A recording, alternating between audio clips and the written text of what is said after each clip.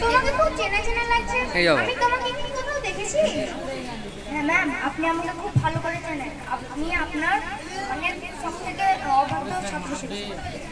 কই, আমার তো ঠিক মনে পড়ছে না। মনে করুন ম্যাম, আপনি বারবার বলতেন যে তোমরা হলো আমার শিক্ষক জীবনের সবথেকে অবাধ্য ছাত্র। হ্যাঁ ঠিক ঠিক, এবার মনে পড়েছে। কিন্তু তোমার এই অবস্থা হলো কি করে? ম্যাম, ভাগ্যের পরিহাসে সবকিছু শেষ হয়ে গিয়ে আজ আমার এই পরিণতি হয়েছে।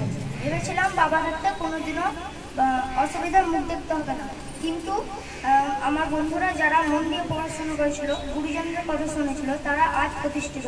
কেউ ডাক্তার, কেউ মাস্টার, কেউ ইঞ্জিনিয়ার। আর আমি প্রতিদিন প্রতিক্ষণ মনে করি যে যদি আমি ঠিকঠাক পড়াশোনা করতাম তাহলে